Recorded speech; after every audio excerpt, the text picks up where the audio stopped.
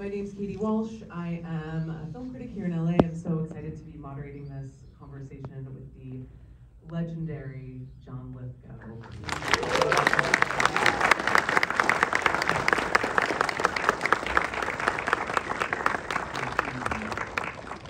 So no unexpected guests tonight, John. No Jenny Penn, she's not in the building. No, I just hold a microphone now. Can you hear me?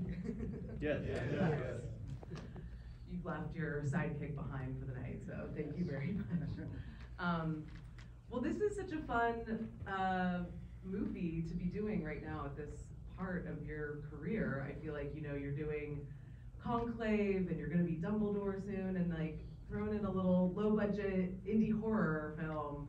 What was it that drew you to doing this project?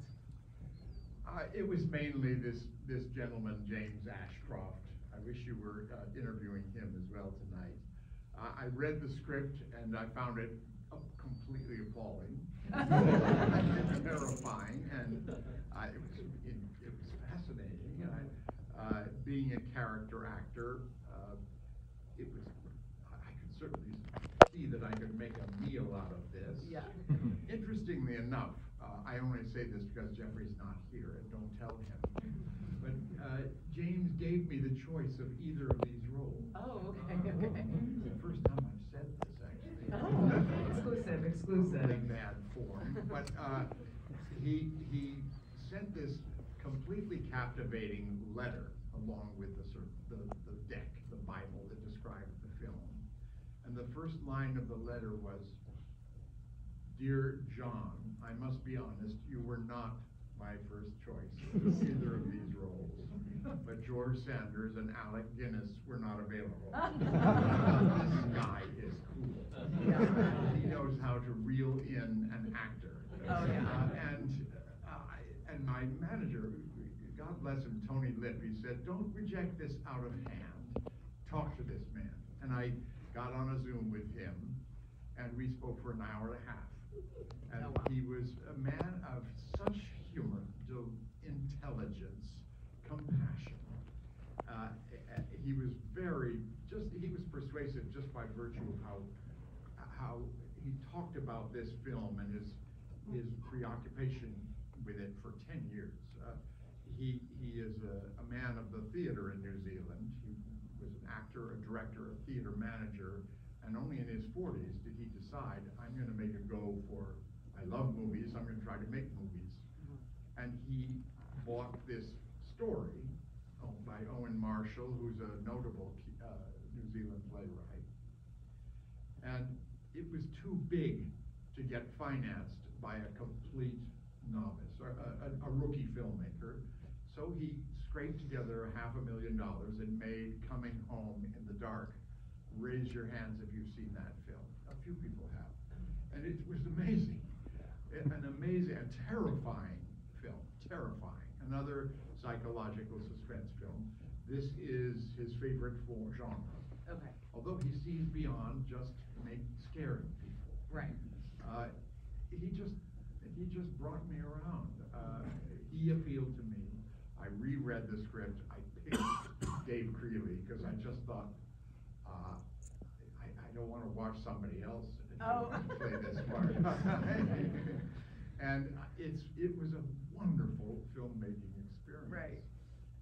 Going to New Zealand, immersing myself into that community, that culture, and you may not know this, but all the actors who play octogenarians, nonagenarians, they're all great New Zealand actors with 50-year careers behind them.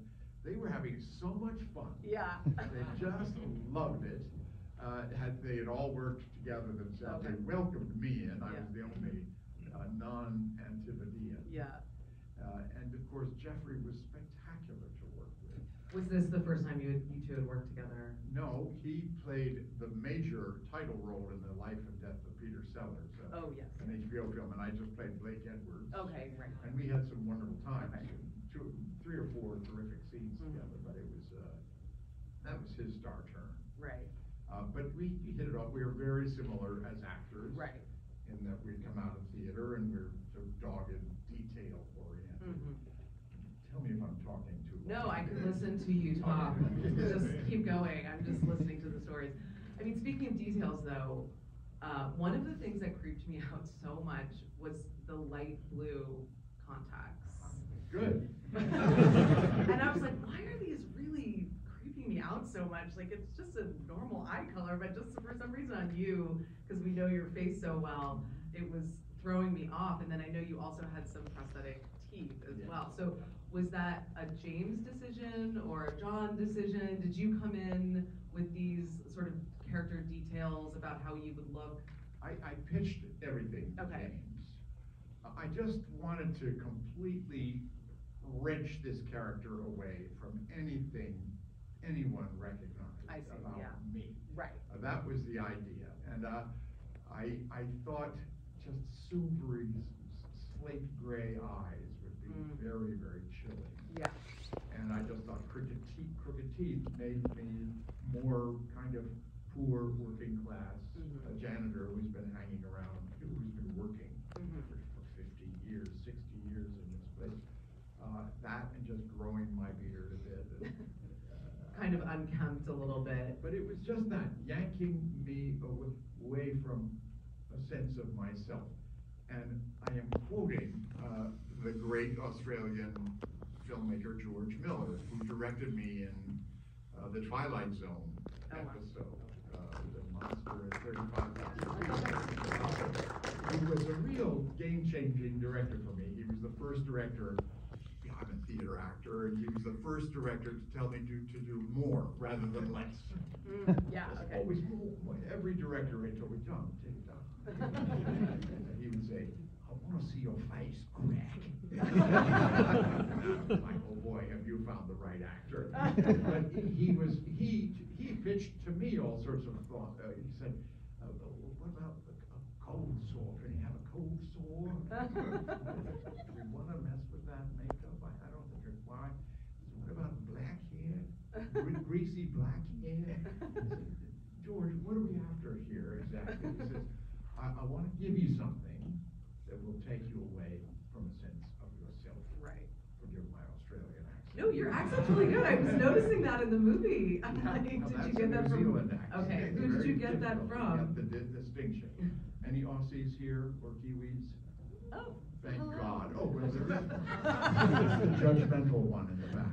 How was the accent? Okay, good. Thumbs up. Thank you so much. I'm gonna cry. No, I had a marvelous dialect coach named Jenny Kent. Well, Jenny Kent. Kent. She was there all the time, and she was just terrific. And it was a matter of putting together the pieces. But from a distance, I would send photographs of myself. I got the contacts made, and they were the wrong color for me. I happened to be in London for a week, and I called up this man named Christopher Lyons, who's the great English toothmeister. Okay. Who he makes all of Tilda Swinton's teeth. Oh my God. Meryl Streep's Maggie Thatcher teeth. Oh my God. And I said, okay, he had made my plumpers for Churchill. Okay. And the things that clicked my back teeth inside my mouth that gave me troubles. And he came up, he showed me lots of things that he'd done for various people. And I picked that. Okay. And sent pictures of them to James, and had him send the same sort of portfolio to James. And we were literally on opposite sides of the world making all these decisions. So you kind of dialed in what the look would be. Yeah, when I arrived, there were the teeth, and we were ecstatic. And do these little details just help you get into that character? I mean, what is it that you need to sort of get into a character like this? Well, yeah, it's pure acting. I mean, it's just lots of trickery, but yes, you put those teeth in, try false teeth, you'll see. You just feel completely differently about yourself. Right. And how much prep did you do with Jenny Penn? You mean with the doll? Yeah. There again, he had a puppet master for me. Oh, amazing. Who had fashioned the puppet. We did have a long tug-of-war debate about Jenny Penn's eye. He liked the idea of just the vacant eye sockets of a discarded doll.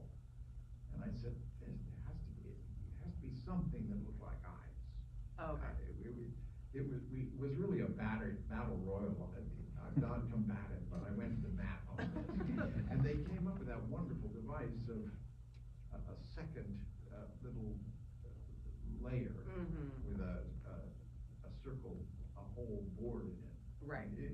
Don't you agree? I mean, you could really see Jenny Penn as a person.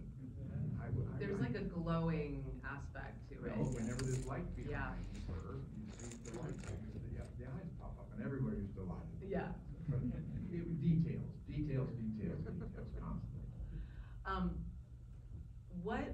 Like this is such a physical role. I mean, it's whether it's, you know, the fight at the end, or you working with Jenny Penn, or even just like creeping in hallways and stuff. I mean, it's almost, I mean, I wonder if is there a difference to prepping for something that is so visual storytelling versus, you know, lots of dialogue and script and all of this stuff. I mean, when you approach that as an actor.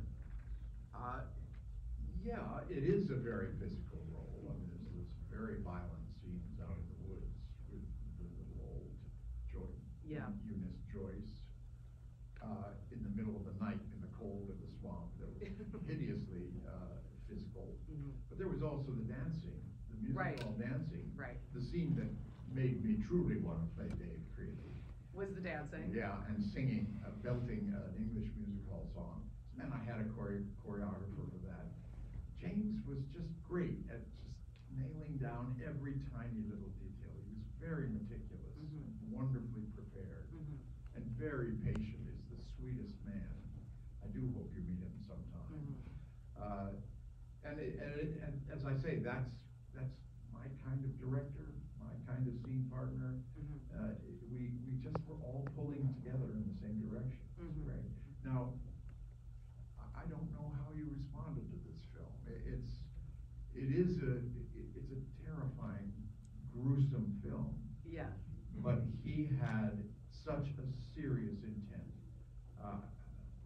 This is what persuaded me. He said, there were several things in the first script that I read that he, in the process, decided to delete. I'll give you an example, just to tell you more of what I'm talking about. When I realized that I've got the wrong key card, and I run back out into the wilderness to find Eunice Joyce, and I find her in the mud, and I have to get the key out of her pocket. In the first script that I read, she lurched back to life. And I read that and I thought, wow, this is going to scare the shit out of me. And James cut that out. And I didn't notice it until we arrived on the set to do the scene. I said, James, where's the big ball mud? He said he didn't, it's just too much of a conventional. Like a jump scare. A jump scare. That was the phrase. I didn't even know that, the phrase. But he said, we're not doing that kind of film. Right. And when you think about it, we're not. We are taking a good, close look at something that is you ordinarily avert your eyes from. Right. The depredations of old age and the melancholy of it, the sadness and the discomfort, and he did not shy away from that. He wanted to make a film about that. An interesting thing about to know about James is his wife is a wonderful woman. She's the president and CEO of a set of senior care facilities in New Zealand. And she's second generation. Her mother and father created these very good old age homes. He really takes the subject seriously. And beyond that, he wanted to make a film about bullying and cruelty, where that comes from. Yeah. Trace a sadistic person, trace him back to his youth and to where the damage took place. Yeah. What damage was done to this person to make him so cruel? Yeah. Yeah, some of the scenes that were the most uncomfortable to watch were just sort of like Jeffrey Rush's character sort of, still being of sound mind, but having, not lost the physical ability, and him coming from this high status position as a judge, and then sort of navigating how to exist in this world. And so it's like those were sort of uncomfortable scenes to watch, and even more so than necessarily the violence or the cruelty, just that kind of, I don't know what the word is, I guess feeling degraded in this space. Not to mention not being believed. Right, exactly, the gaslighting of it. Being Yeah. thought to be senile and Yeah. demented. Right, right. He was the one who was right. Yeah. They were deluded. You mentioned that James had referred to George Sanders and Alec Guinness, and one thing that I was thinking about watching this movie where it was sort of the hagsploitation genre of like, whatever happened to Baby Jane, Hush Hush Sweet Charlotte, with these older actresses in the 50s and 60s where they're kind of torturing each other. What were some of the references that James was giving you to work with? Was he referencing actors or films or anything to sort of color this in for you, or? Yes, there was a kind of shorthand.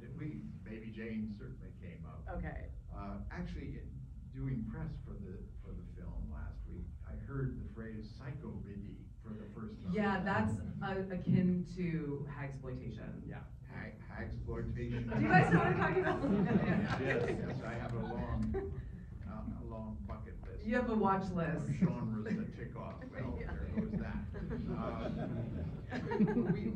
And of course, you tend to think of portmanteau ideas like a cross between Misery and One Flew Over the Cuckoo's Nest. Right, exactly. Yeah. But in my mind, the films I thought about for this were, well, Rosemary's Baby. Yeah. Which is truly a horror film, and it's about Satanism and mad people who are trying to get a human being to give birth to the devil's child. Of course, that's grotesque, but it's treated so realistically. Yeah. And those performances by Ralph Bellamy and Ruth Gordon. Oh God, amazing. They're just great performances, and Roman Polanski really treated the subject absolutely deadpan, and it was terrifying. That was one of my main. And that element of like not being believed, the gaslighting, that's like a really strong theme for both of those And films. creating a world that you know is there, but you've never been inside it. I mean, if you've lived to the age of 60, you have been in that, because you've had parents who've grown old, if you're lucky. Right. And you have visited them in their retirement communities. I think Cuckoo's Nest was a wonderful reference point. Yeah, for us, definitely. because I watched that film again while we were doing the Jenny Penn, and it treated that community with such dignity by treating it authentically. And it's disturbing to watch for sure, but you have the comfort of knowing these people wanted you to see the real thing. Right, and the sort of community of it, and the different characters in this enclosed microcosm. And the kindness, those moments of kindness, those different carers in the film. They're some of my favorite characters. These wonderful Maori women, for the most part. Yeah. Who were they were like that. They were just so kind, so sweet, happy, cheerful people, and they were all really good actors from the Maori theater community.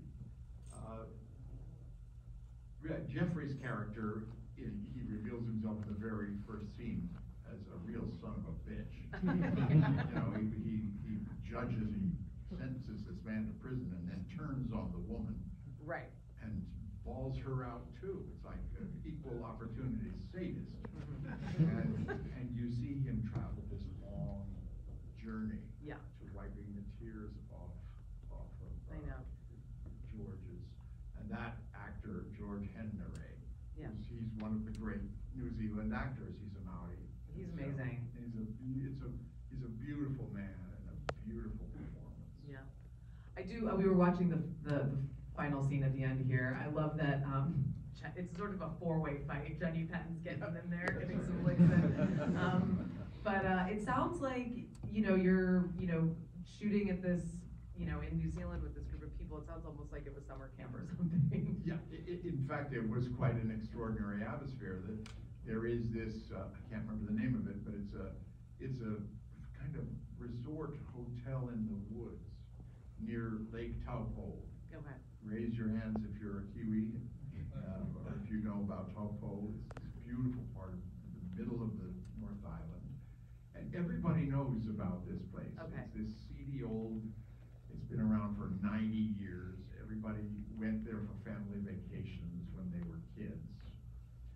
And it is just this comfortable, shabby, old, threadbare place. And we had the run of it for 3 weeks. Wow. We shot soundstage work in Wellington and everything else up in Taupo, and we all lived in the rooms. Amazing. Had all our meals in the dining room. We went to the bar every night after shooting. Okay. And it was the most community oriented work. It sounded like a Wes Anderson film. Right. What they all say about working on that film, except everybody was over 80 years old. Well, John Lithgow, thank you so much for joining us and chatting about Could the have gone film on tonight. forever. I know. Thank you.